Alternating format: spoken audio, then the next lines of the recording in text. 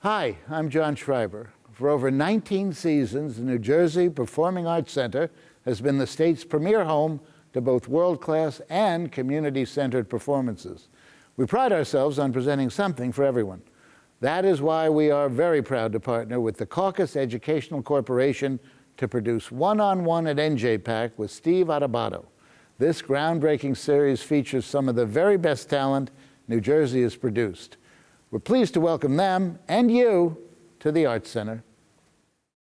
Funding for this edition of One-on-One with Steve Adubato at NJPAC has been provided by TD Bank, COHNOREZNICK, Accounting, Tax, and Advisory, where forward thinking creates results. The law firm of Gibbons, PC, Josh S. Weston, the Fidelco Group, the Northward Center, and by Prudential Financial's Global Communications Department. This is One-on-One. When you first heard that they were doing Charlie Rose and Gayle King, didn't you go, what? People like laughing at others, so I don't mind if the other is me. See, you go right into the character. That's what it is. I'm bringing families together a half an hour each week. Man, I'm doing something special. And so I do feel successful.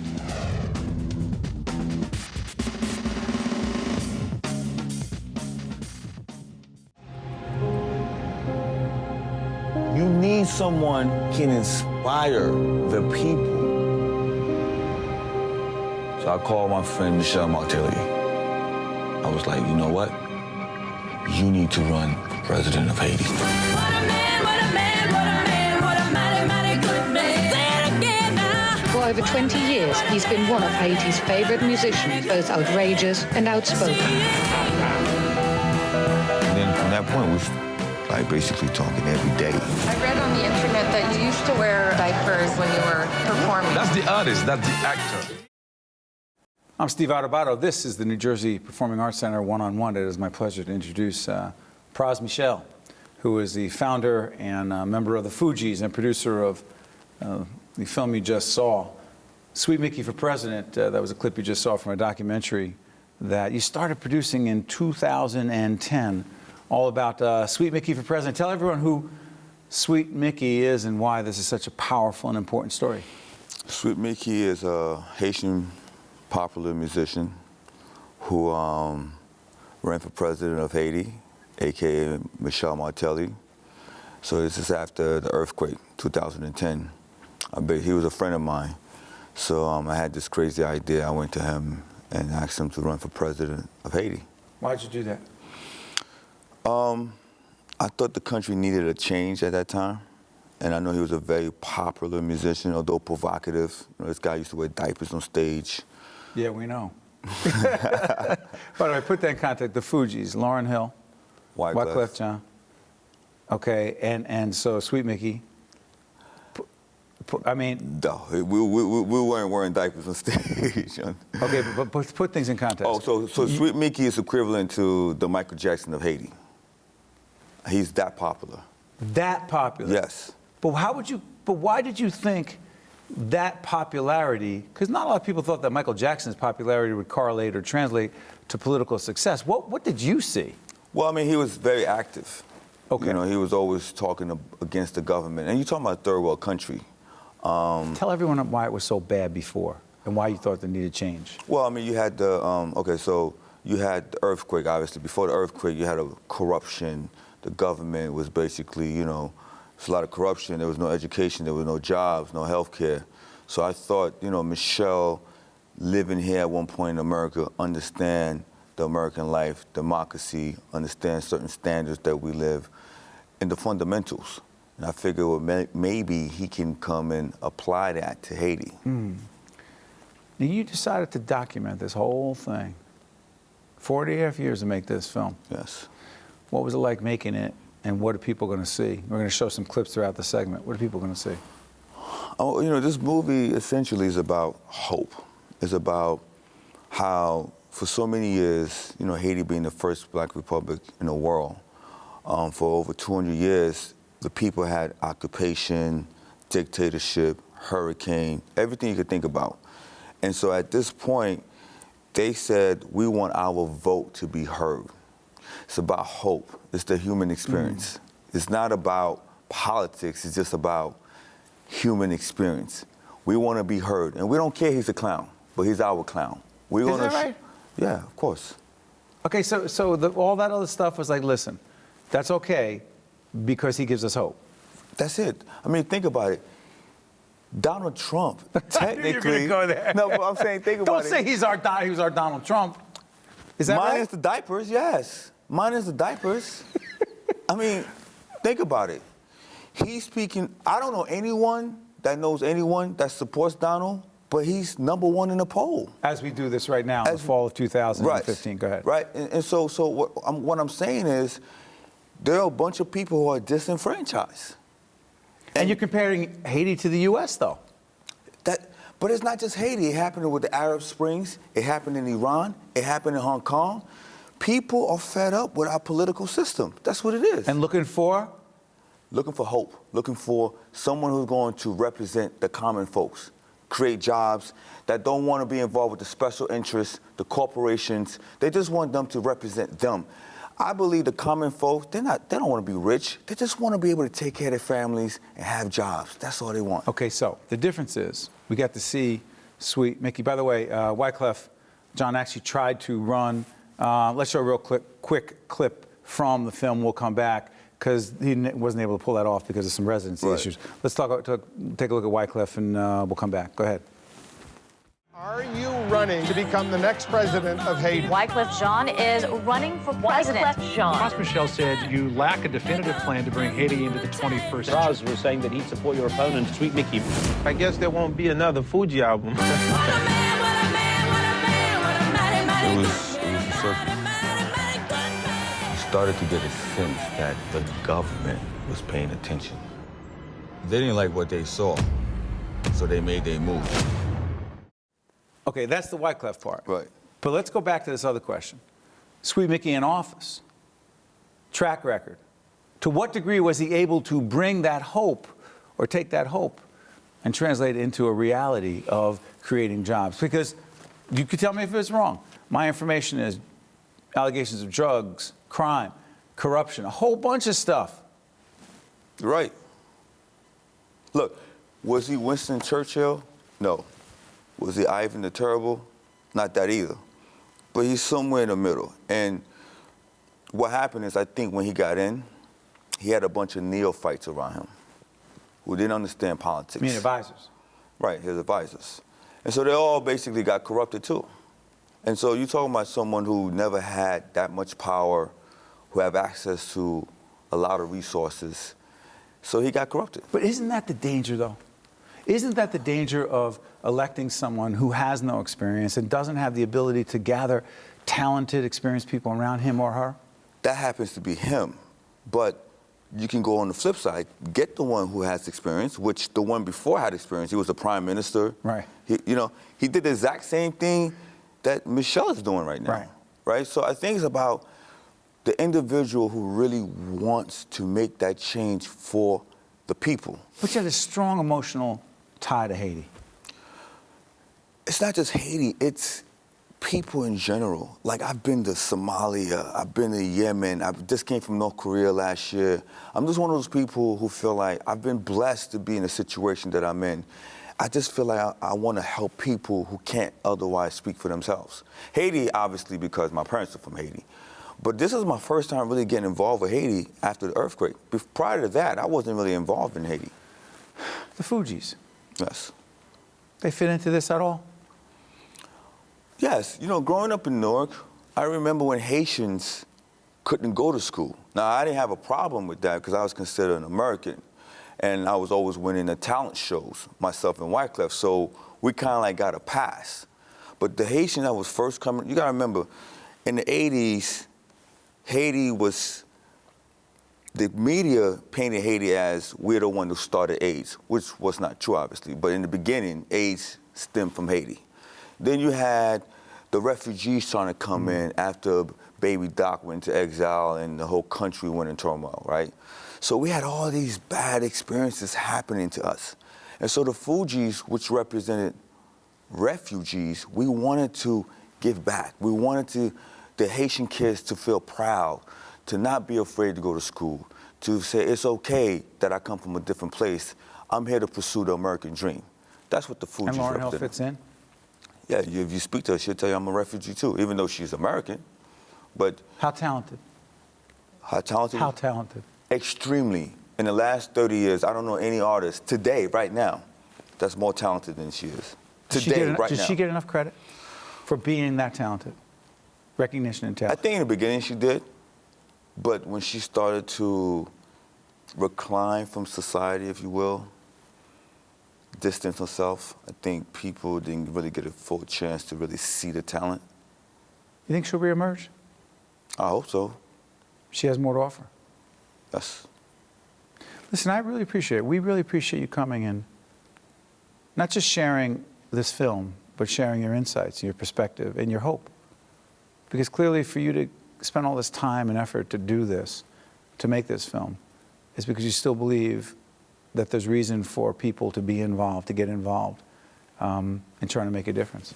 So I encourage everyone to get out there and check out Sweet Micky for president and Pras MIchel, founder and member of the Fugees and producer of this very compelling film. I want to thank you for joining us at the New Jersey Performing Arts Center. Thanks for having me. You're back home in Newark. Thanks for being here. Thanks. Stay with us. We'll be right back right after this.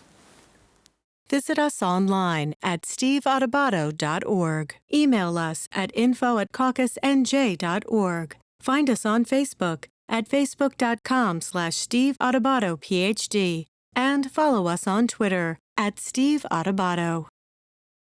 We're pleased to welcome here at the New Jersey Performing Arts Center Troy Lewis, the author of a compelling book called Gas Money. Good to see you.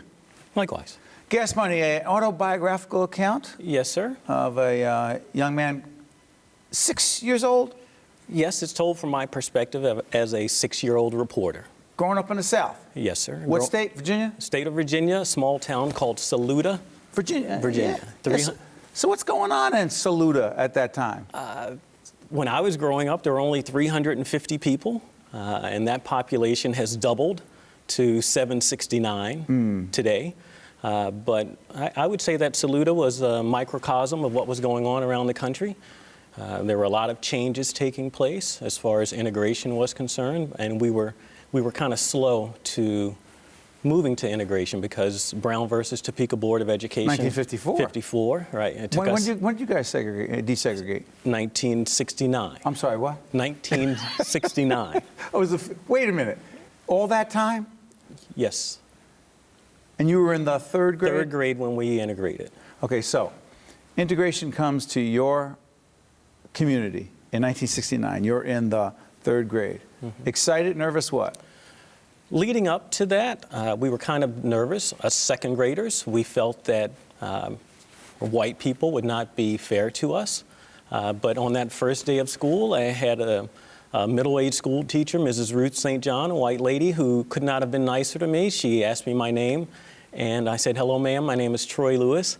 And she just smiled and said, "Troy Lewis, I'm glad you're in my class. I heard a lot of nice things about you." And then she walked away. And she really did change the way that I greeted people for the rest of my life, because I thought she was going to be mean, but she was nice, and she was nice to me for the rest of my life. Why do you remember that? Because I was so apprehensive of dealing with her, a white person in authority. The only white people that I had ever talked to in my life was Dr. Barlow, my dentist, and Dr. Felton, my family physician. And so Mrs. St. John was the first white person besides those two I had ever had a conversation with. The book entitled Gas Money is what your third grade teacher gave you, gas money? Yes, it's about 40 to 50 people that I write about who gave me gas money throughout my life. For everyday people that we meet in our lives who help us get from one destination to the next. And we never know when that is going to take place. Me being here on your show right now is gas money. How so? Well, it's giving me exposure and it's letting people know about my book.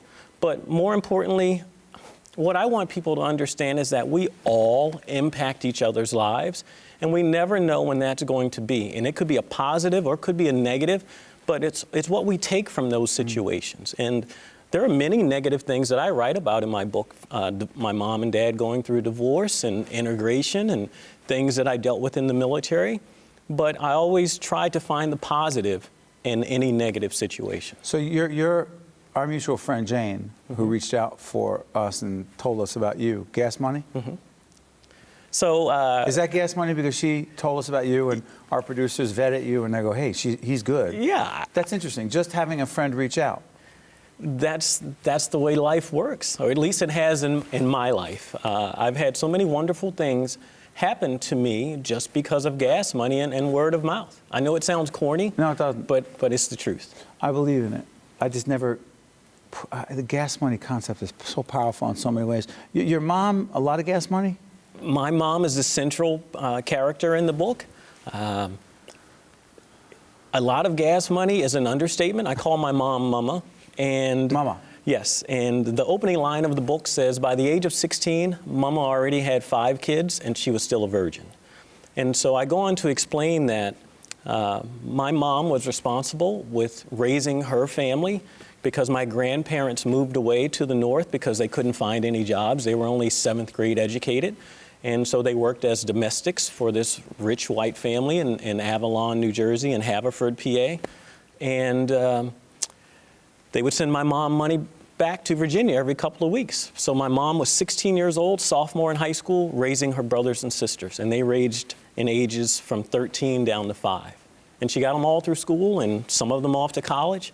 And my mom never set foot on a college campus until she came to pick me up after my freshman year of college.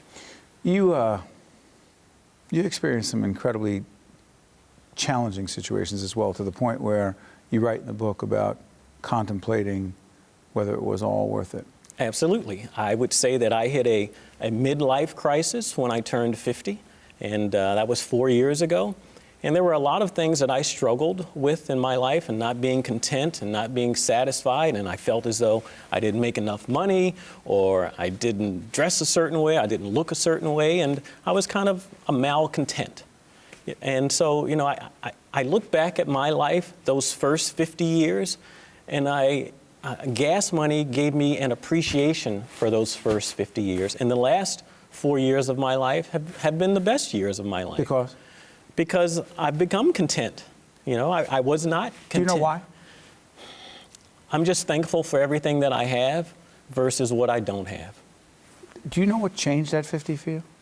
I would say that it was realizing how many people cared about me and how many people, when I was going through my downtime, how many people reached out to me to let me know how much they cared about me. And so I can never thank them enough for that. And writing the book was therapeutic, and it allowed me to take a look back at my life, kind of like Jimmy Stewart, and in It's a Wonderful Life, George Bailey. And I kind of write about how George Bailey was on that bridge contemplating jumping off of the Bedford Falls Bridge, and I was literally at that point, not a bridge, but in my garage, just hanging out, waiting for the Grim Reaper to take me away through carbon monoxide poisoning. But I had wonderful people who reached out to me and saved me. Finally, people, by the way, this is the book. Get it, read it. What would you want people who will take different things away from the book? Is there one thing you would want them to take away? I want people to understand that every interaction that we have is important. You never know how you're going to impact someone, and how the way you talk to them, how the way you smile at them or not smile at them, how it's going to impact that person. You never know what someone is going through that particular day, that particular moment. And, you know, going back to Mrs. St. John, you know, I never thought that she was going to be nice to me, but she was. Did you ever get a chance to tell her that? Yes, I did. I saw Mrs. St. John about 25, 30 years later from that interaction in 3rd grade. And I was married at the time, and I told my wife, I said, I'm going to stop and see Mrs. St. John. And my wife said, Troy, that lady's not going to remember you. I said, she'll remember me because I was her favorite. And so we knocked on her door, and again, this is 1991, 92. Haven't seen her since 1969.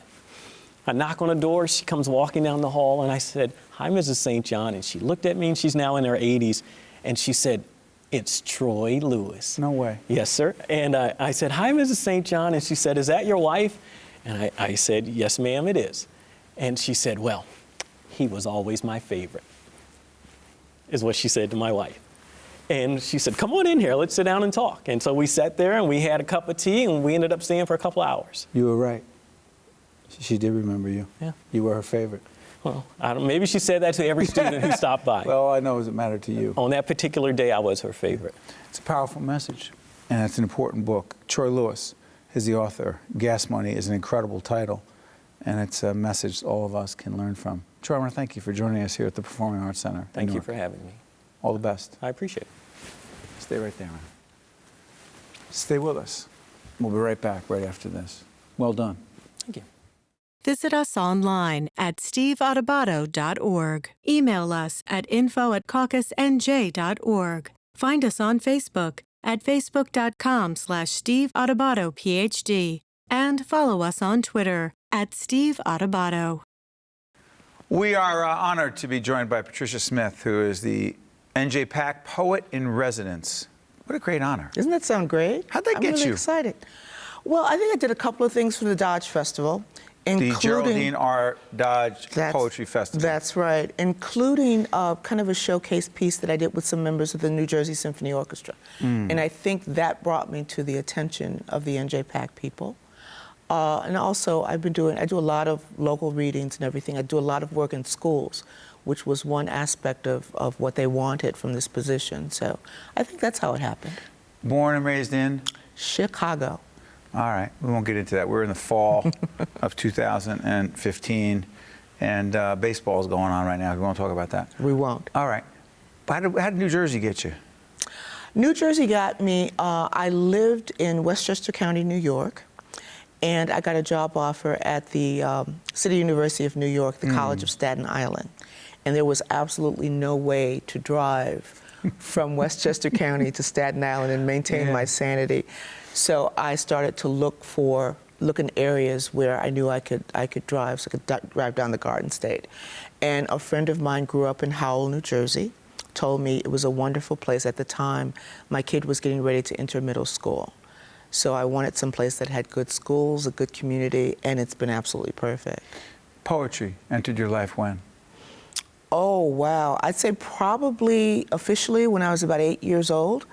My parents came up to Chicago from the South during the Great Migration, and my father brought with him something I like to call the tradition of the back porch, where he'd sit every night and just go all over his day and turn people he knew into characters. And so I learned to look at the world in terms of the stories it could tell, as opposed to what I was or was not learning in school.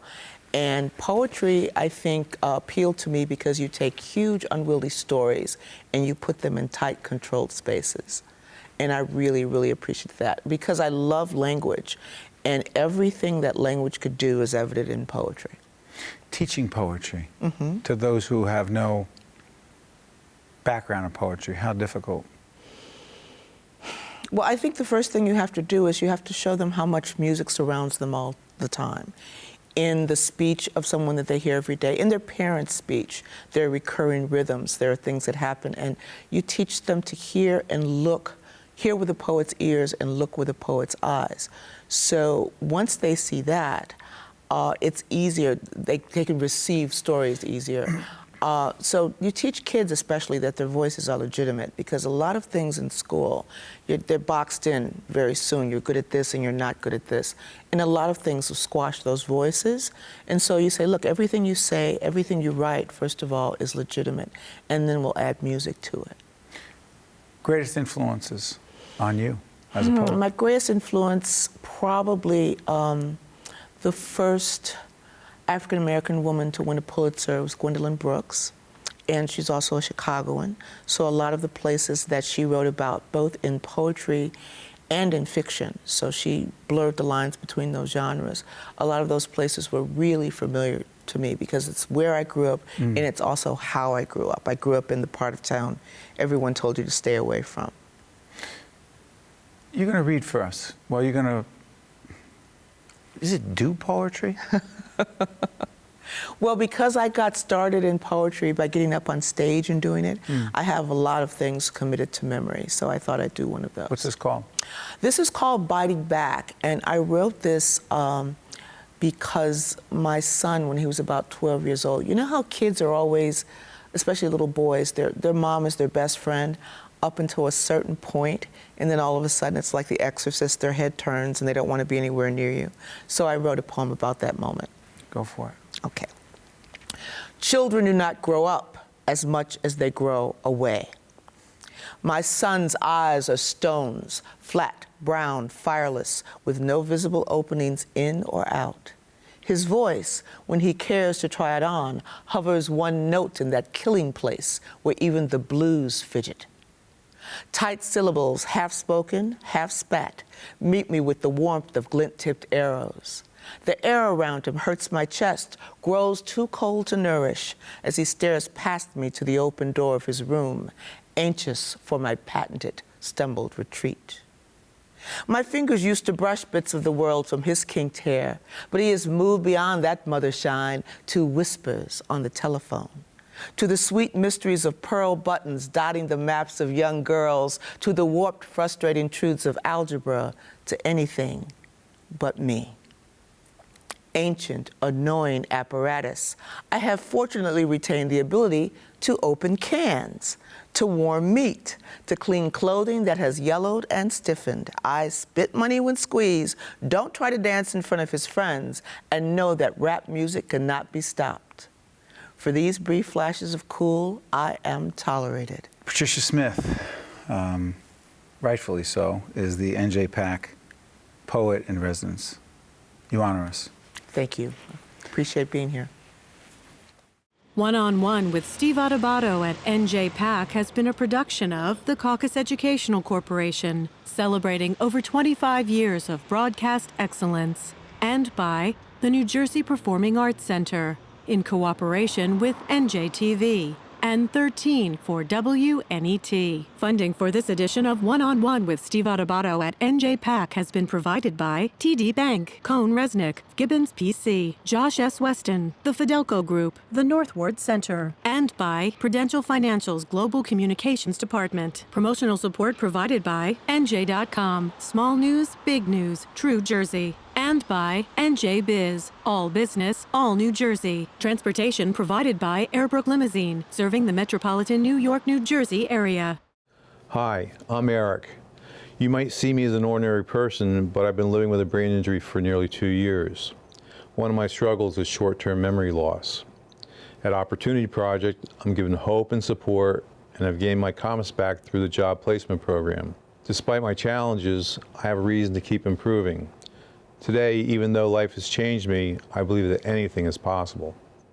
If you have a brain injury, you don't have to face your road to recovery alone.